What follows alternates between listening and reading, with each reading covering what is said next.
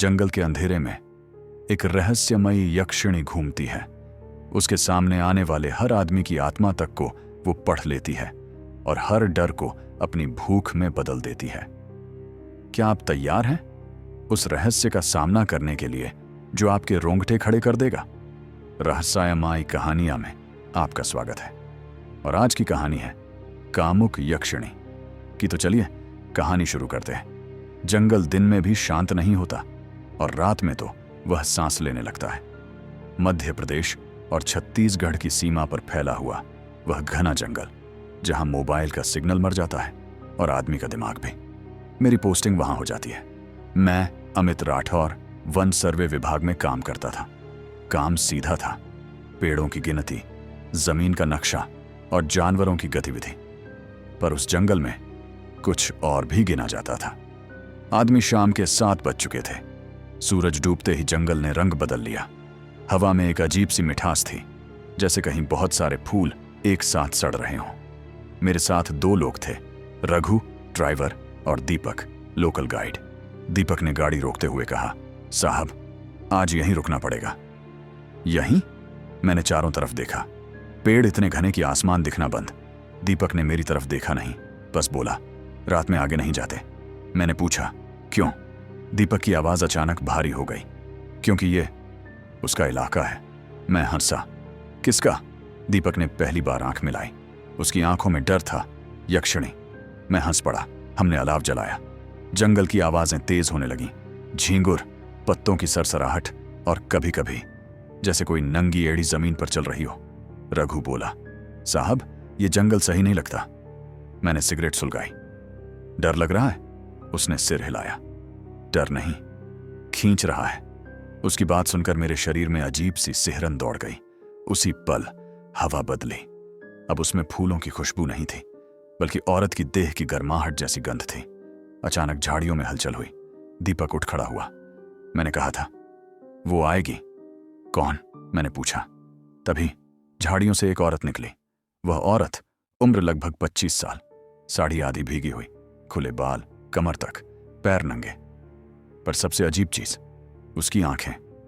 वे आंखें मुझे देख नहीं रही थीं, वे मेरे अंदर देख रही थीं। उसके होंठों पर हल्की सी मुस्कान थी, वैसी मुस्कान जो किसी मर्द के सारे पाप माफ कर दे। उसका बदन ऐसा था कि किसी भी आदमी को मोहित कर ले।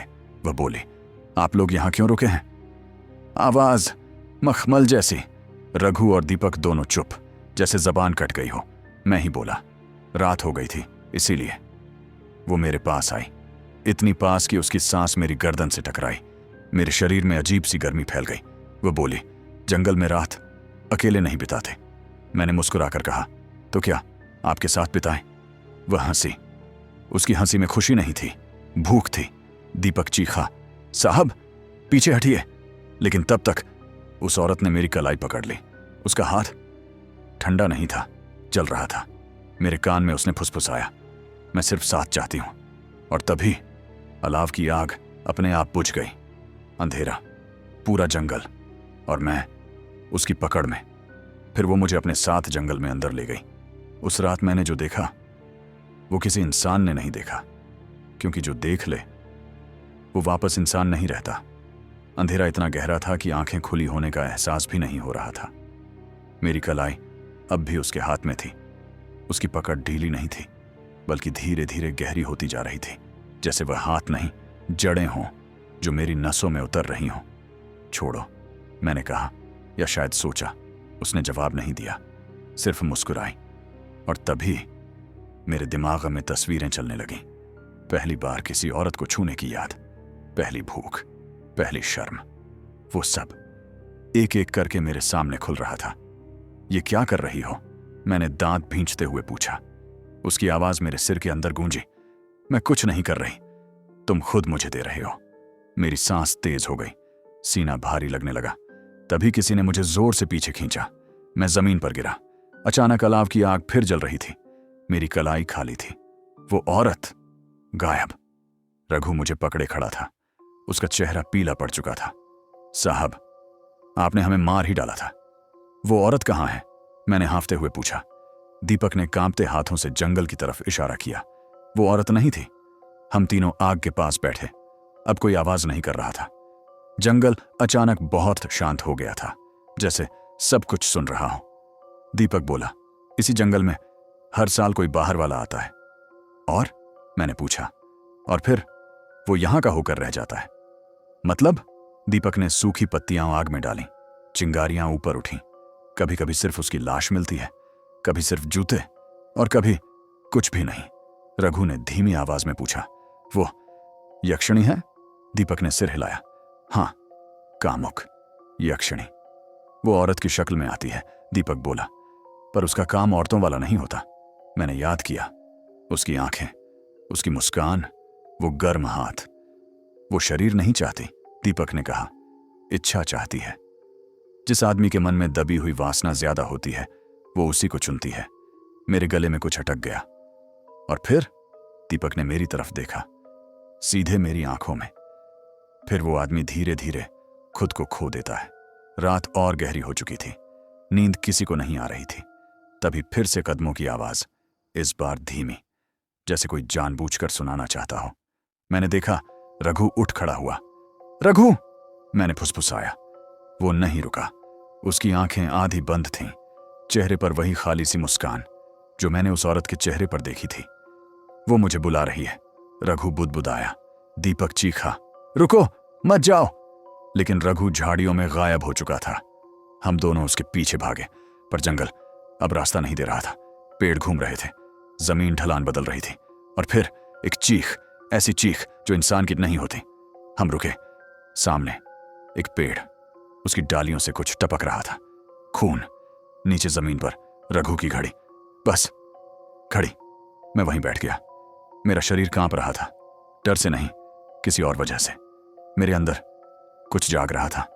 और तभी मेरे कान में फिर वही आवाज, अब तुम अकेले हो अमित। मैंने पीछे देखा, कोई नहीं था, लेकिन मुझे पता था अब वो मुझे छोड़ने वाली नहीं है। रघु के गायब होने के बाद जंगल नहीं रहा, वह अब जाल बन चुका था। मैं और दीपक पूरी रात चले, लेकिन रास्ता कहीं नहीं निकला। सूरज उगा तो लगा, जैसे जंगल ने हमें जिंदा छोड़ दिया हो, मारना बाद के लिए टाल दिया हो। सुबह की रोशनी में सब कुछ सामान्य दिख रहा था, पेड़, पत्ते, मिट्टी। लेकिन अब मुझे पता था, सामान्य कुछ भी नहीं है। दीपक ने कहा, साहब, गांव पास है, वहीं चलना होगा। हम जंगल से निकले। पीछे मुड़कर देखा, वही जंगल शांत खड़ा था, जैसे कुछ हुआ ही ना हो। लेकिन मेरे कान में अब भी वही आवाज गूंज रही थी, तुम लौटोगे। गांव छोटा था, करीब 20-25 घर। लेकिन सबसे अजीब बात, कोई बच्चा नहीं दिखा, कोई कुत्ता नहीं, कोई गाय नहीं। जैसे गांव सांस रोककर बैठा हो। एक बूढ़ा आदमी चौपाल पर बैठा था, सफेद दाढ़ी, लाल आंखें। उसने मुझे देखते ही कहा, तुम जंगल से आए हो? यह सवाल नहीं था, यह बयान था। हम उसके पास बैठे। दीपक ने धीरे से कहा, बाबा, रघु। बूढ़े ने हाथ उठा दिया, नाम मत लो। क्यों? मैंने पूछा। बूढ़ा मेरी तरफ झुका। उसकी सांस में जड़ी बूटियों की गंध थी, क्योंकि अब वो नाम उसके कान तक पहुंच चुका है। मेरे रोंगटे खड़े हो गए। तुम्हें छू लिया है, बूढ़ा बोला। किसने? मैंने पूछा, हालांकि जवाब मुझे पता था। कामुक यक्षिणी ने। वो पहले शरीर को नहीं छूती, बूढ़ा बोला, वो पहले मन में उतरती है। तुम्हारी यादें, तुम्हारी इच्छाएं, तुम्हारी कमजोरी, सब उसके लिए दरवाजे हैं। मैंने रात की घटनाएं याद की। मेरे दिमाग में चली तस्वीरें, वो गर्मी, वो खिंचाव। अब क्या होगा? मैंने पूछा। बूढ़ा चुप रहा, फिर बोला, अब वो तुम्हें सपनों में आएगी। उसी रात मैं गांव के एक घर में सोया। नींद आई, या मुझे लगा कि आई। मैंने देखा, मैं फिर उसी जंगल में हूं। लेकिन इस बार डर नहीं था। वह औरत मेरे सामने खड़ी थी। आज उसने साड़ी नहीं पहनी थी। आज वह किसी भी औरत जैसी नहीं लग रही थी। वह मुस्कुराई। डरे क्यों हो अमित? उसने मेरा नाम लिया। मैंने तुम्हें चुना है। क्यों? मैंने पूछा। वह पास आई। इस बार उसने मुझे छुआ नहीं, लेकिन फिर भी मेरे पूरे शरीर में वही जलन, वही खिंचाव फैल गया। क्योंकि तुम देखना चाहते हो, उसने कहा, जो औरों ने दबा रखा है। मैं चीखते हुए उठा। पूरा शरीर पसीने से भीगा था। कमरे में कोई नहीं था, लेकिन तकिए पर एक लाल फूल रखा था, वही खुशबू जो जंगल में थी। सुबह बूढ़े ने फूल देखा, उसने आंखें बंद कर लीं। अब देर हो चुकी है, वह बोला। वो तुम्हें वापस बुलाएगी। और अगर मैं नहीं गया? मैंने पूछा। बूढ़ा बोला, तो वो गांव आएगी। मैं समझ गया, ये सिर्फ मेरी लड़ाई नहीं थी। जंगल अब बाहर नहीं था, वह मेरे अंदर आ चुका था। और कहीं दूर वही हंसी गूंज रही थी। कामुक नहीं, भूखी। दिन चढ़ आया था, लेकिन गांव पर अब भी रात की परछाई थी। सूरज की रोशनी घरों की दीवारों से टकराकर ऐसे लौट रही थी जैसे यहां रुकना नहीं चाहती हो। मैं आंगन में बैठा था, पर मेरा मन जंगल में अटका हुआ था। और तभी वह आवाज फिर आई। इस बार कान में नहीं, सीधे सीने में। गांव का एक आदमी, नाम था हरिया। उम्र 40 के आसपास, शरीर मजबूत, आंखों में अजीब सी बेचैनी। वह सुबह से ही इधर उधर भटक रहा था। कभी जंगल की तरफ देखता, कभी अपने ही घर की छत को। उसकी पत्नी ने कहा, आजकल रात को नींद नहीं आती? हरिया ने जवाब नहीं दिया। उसके होंठों पर हल्की सी वही मुस्कान थी, वही जो मैंने रघु में देखी थी। मैं सीधा बूढ़े के पास गया। उस पर भी असर हो रहा है, मैंने कहा। बूढ़े ने जमीन पर एक रेखा खींची, जिसे वो छू लेती है। वह बोला, वो अकेला नहीं रहता, उसकी भूख दूसरों में भी उतरने लगती है। तो रोका क्यों नहीं जा सकता? मैंने पूछा। बूढ़े की आवाज भारी हो गई, क्योंकि कामुक यक्षिणी वासना नहीं फैलाती, वो आकर्षण के नाम पर मौत बोती है। दोपहर के करीब एक चीख गूंजी। पूरा गांव उसी ओर भागा। हरिया का घर। वह अपनी ही चारपाई पर पड़ा था, आंखें खुली, चेहरे पर संतोष और डर दोनों एक साथ। शरीर पर कोई जख्म नहीं, लेकिन उसकी छाती पर एक लाल फूल रखा था, बिल्कुल वैसा ही जैसा मेरे तकिए पर था। बूढ़े ने फूल उठाया नहीं, बस देखा। अब वो दिन में भी आने लगी है, उसने कहा। मतलब? मैंने पूछा। मतलब अब जंगल की जरूरत नहीं, बूढ़ा बोला। जिसके मन में दरार है वो वहीं पहुंच जाती है। गांव में खुसर पुसर शुरू हो गई। सबकी निगाहें अब मुझ पर थीं।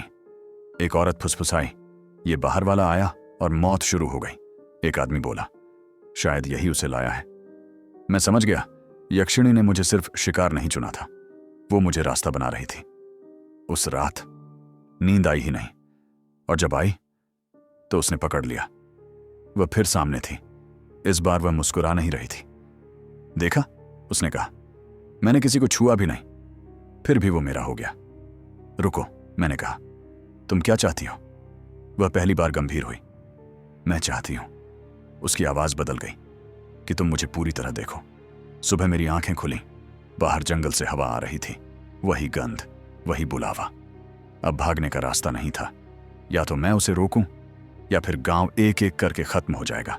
उस रात मैं सोया नहीं, या यूं कहूं मेरी आंखें बंद थीं, लेकिन दिमाग जाग रहा था।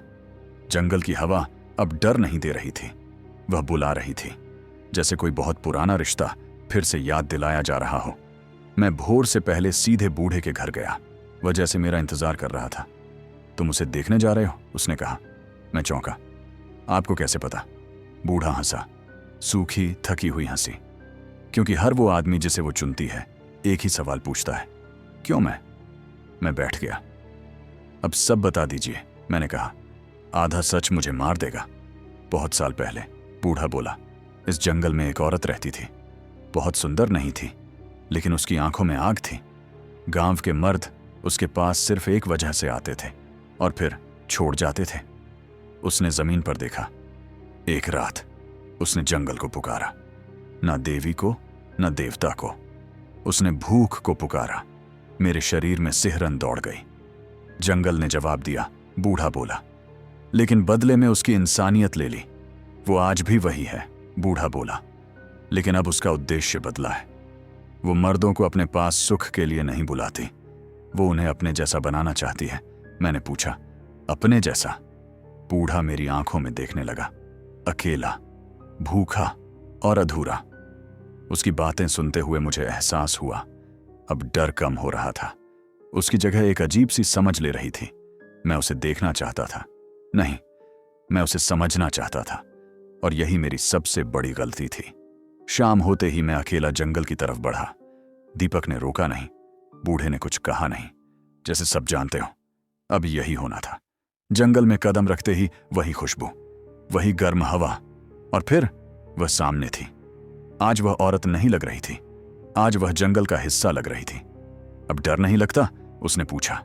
नहीं, मैंने सच कहा। वह मुस्कुराई। इस बार उसकी मुस्कान में दया थी। क्योंकि अब तुम मेरे बहुत पास हो, उसने कहा। और जो पास आ जाता है उसकी आंखें चमकी।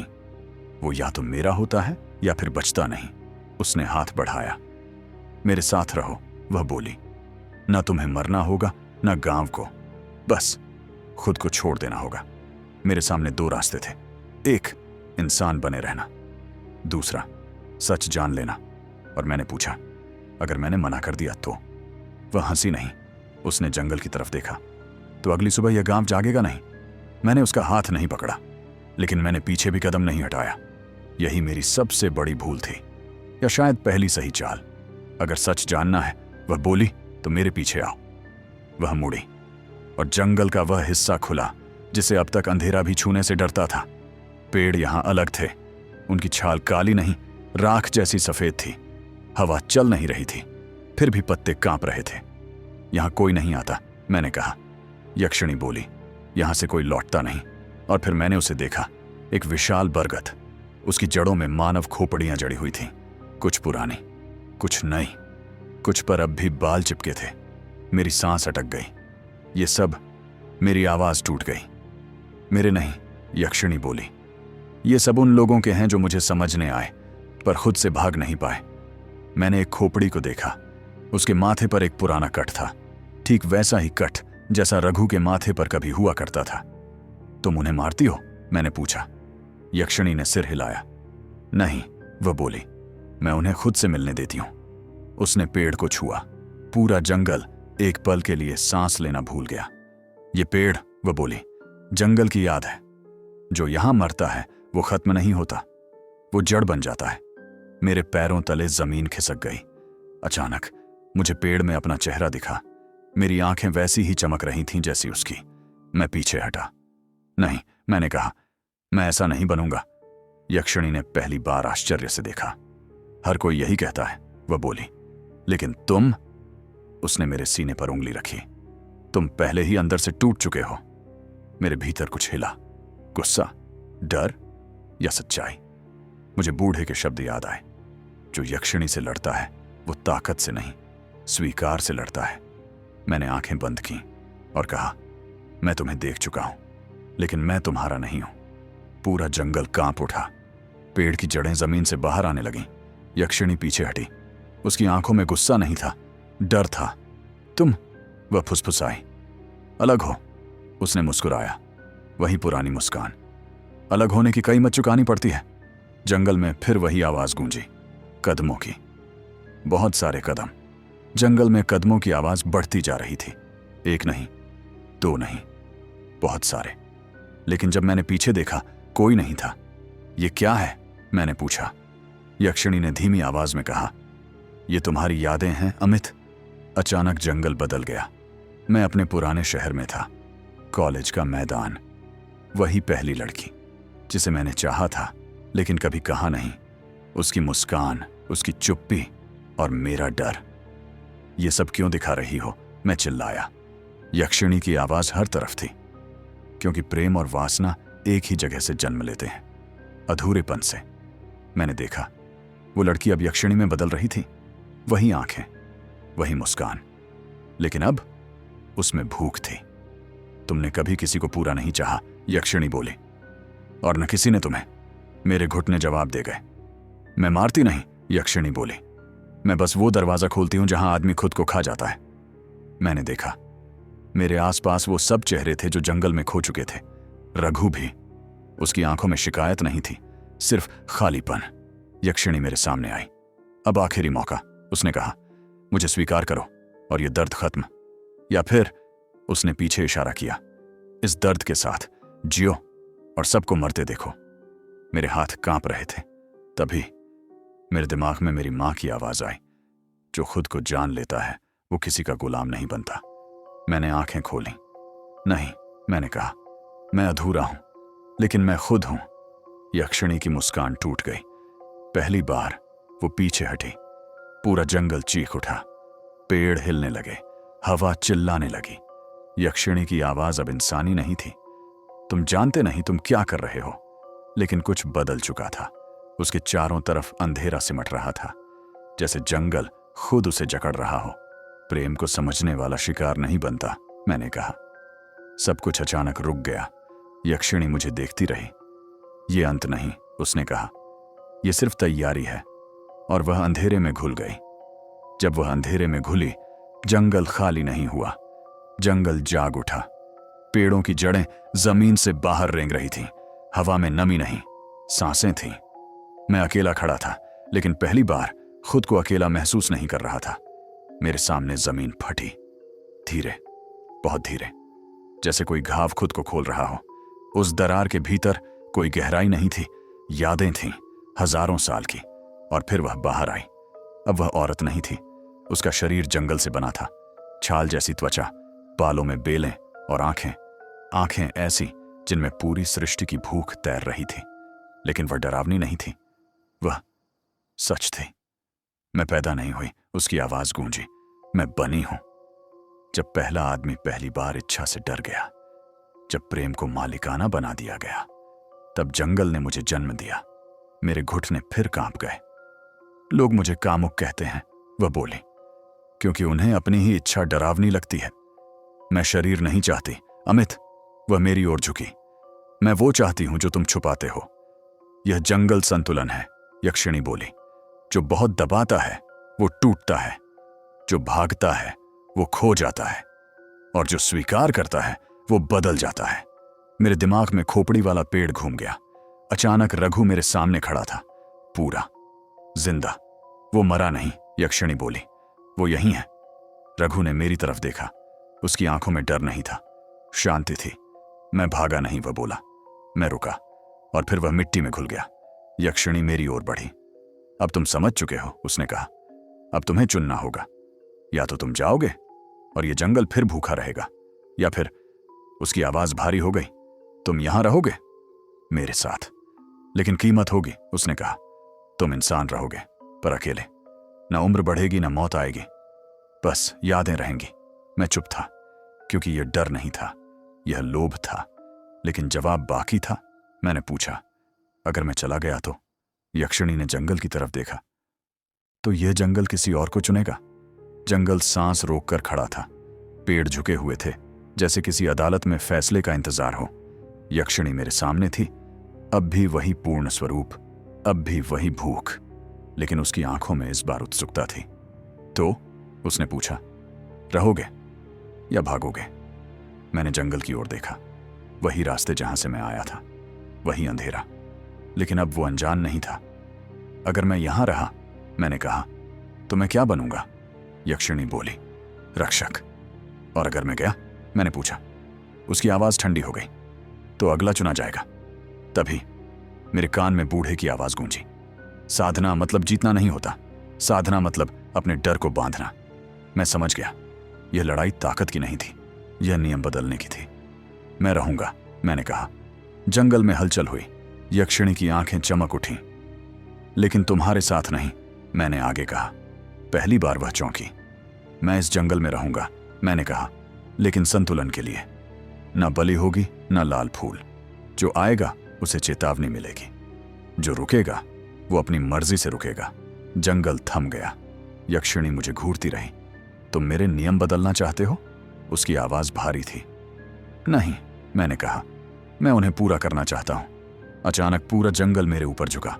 हजारों आवाजें, डर, इच्छा, पछतावा, सब एक साथ। मेरे घुटने जमीन में धंस गए, लेकिन मैं रुका नहीं। लंबी खामोशी के बाद यक्षिणी बोली, ठीक है, लेकिन याद रखना, अगर तुम टूटे तो यह जंगल 10 गुना भूखा होगा। मैंने सिर हिलाया। उसने अपना हाथ मेरे माथे पर रखा। कोई जलन नहीं, कोई आकर्षण नहीं, सिर्फ भारी जिम्मेदारी। अब तुम इस जंगल की याद हो, उसने कहा। और मैं, उसकी आवाज धीमी हो गई, मैं इसकी छाया। पेड़ों की जड़ें फिर जमीन में चली गईं। खोपड़ी वाला पेड़ शांत हो गया। जंगल सांस लेने लगा। यक्षिणी पीछे हटी। ये कहानी यहीं खत्म नहीं होती, उसने कहा। ये बस शुरुआत है। और वह जंगल में फिर से घुल गई। जंगल अब वैसा नहीं रहा था जैसा पहली रात था, लेकिन वह सुरक्षित भी नहीं हुआ था। वह सचेत हो गया था। सुबह हुई। सूरज की रोशनी पहली बार जंगल के भीतर तक आई। पेड़ अब डरावने नहीं लग रहे थे, लेकिन वे नजर रख रहे थे। और मैं अब बाहर वाला नहीं था। मेरी परछाई अब मेरी नकल नहीं करती थी। कभी कभी वह रुक जाती जब मैं चलता, कभी वह पहले बढ़ जाती। यक्षिणी की आवाज अब हर वक्त नहीं आती थी, लेकिन मैं जानता था वह गई नहीं है। वह अब नियम बन चुकी थी। जंगल ने अपना पहला नियम बताया, जो यहां आएगा उसे सच्चाई दिखाई जाएगी। भागने का रास्ता होगा, लेकिन भ्रम का नहीं। मैंने उस नियम को स्वीकार किया, और तभी कदमों की आवाज आई। एक आदमी, शहर के कपड़े, हाथ में कैमरा, चेहरे पर आत्मविश्वास। यहां शूटिंग के लिए आया हूं, वह बोला। सुना है ये जंगल बदनाम है। मैंने उसे देखा। उसकी आंखों में डर नहीं था, घमंड था। रात मत रुकना, मैंने कहा। यह जंगल देखता है। वह हंसा। डर बेचकर पेट नहीं भरता दोस्त। यक्षिणी की हंसी बहुत दूर तक गूंजी। रात होते ही जंगल ने उसे देखना शुरू किया। सपने नहीं आए, यादें आईं। वो चीजें जो उसने कभी मानी नहीं थीं। वह चीखा नहीं, भागा नहीं। वह कैमरा उठाकर सब रिकॉर्ड करता रहा। सुबह उसका कैमरा मिला। वह नहीं, ना लाश, ना खून, सिर्फ कैमरे में एक आखिरी फ्रेम। उसका चेहरा, खुद को पहचानते हुए। वह मेरे पीछे खड़ी थी। देखा, उसने कहा, कुछ लोग सीखने नहीं आते, वे साबित करने आते हैं। मैंने सिर झुकाया। तो क्या जंगल फिर भूखा होगा? यक्षिणी बोली, नहीं, अब जंगल चुनता नहीं, अब जंगल इंतजार करता है। मैं समझ गया, यह कहानी कभी खत्म नहीं होगी, क्योंकि जब तक इच्छा है, डर है और अधूरापन है, कामुक यक्षिणी जिंदा रहेगी। साल में एक रात होती है जब जंगल सोता नहीं। उस रात जंगल याद करता है। आसमान में चांद नहीं था, तारे भी नहीं, जैसे अंधेरे ने सब कुछ निगल लिया हो। यक्षिणी मेरे सामने खड़ी थी। आज वह छाया नहीं थी, आज वह नियम नहीं थी, आज वह भूख थी। यह रात हर 100 साल में आती है, उसने कहा। इस रात जंगल को तय करना होता है, वह क्या है, रक्षक या शिकारी। मैंने समझ लिया, यह मेरी परीक्षा नहीं थी, यह मेरी कीमत थी। हर संतुलन कुर्बानी मांगता है, यक्षिणी बोली। और आज वो कुर्बानी तुम हो। मैंने डर महसूस नहीं किया, क्योंकि डर मैं पीछे छोड़ चुका था। पेड़ झुके, हवा थम गई। खोपड़ी वाला पेड़ धीरे धीरे मिट्टी में समा गया। जंगल फैसला सुनाने को तैयार था। मैं मरूंगा नहीं, मैंने कहा, मैं बदल जाऊंगा। यक्षिणी ने सिर झुकाया। पहली बार। यही सही उत्तर था, उसने कहा। उसने मेरा हाथ पकड़ा। इस बार कोई जलन नहीं, कोई आकर्षण नहीं, सिर्फ शांति। मेरे पैरों के नीचे जड़ें उगाईं। मेरी सांस हवा में घुल गई। मेरी आंखें जंगल बन गईं। यक्षिणी पीछे हटी। अब वह औरत नहीं थी, अब वह सिर्फ एक कहानी थी। अब लोग मुझे याद करेंगे, उसने कहा, लेकिन डरेंगे नहीं। और वह ओस की तरह गायब हो गई। सुबह हुई। गांव के लोग जंगल के किनारे आए। आज जंगल शांत था, ना डर, ना खिंचाव, सिर्फ हवा। आज भी अगर कोई उस जंगल में जाता है तो उसे एक आवाज सुनाई देती है। जो खुद से भागेगा वो यहां खो जाएगा, और जो खुद को देख लेगा वो सुरक्षित लौटेगा। कामों की यक्षिणी अब शिकार नहीं करती, वह याद बन चुकी है। और जंगल अब सच है। अगर कहानी पसंद AAI हो तो एक लाइक कर देना, और ऐसी ही डरावनी कहानियां सुनने के लिए हमारे चैनल को सब्सक्राइब करना न भूलें। धन्यवाद।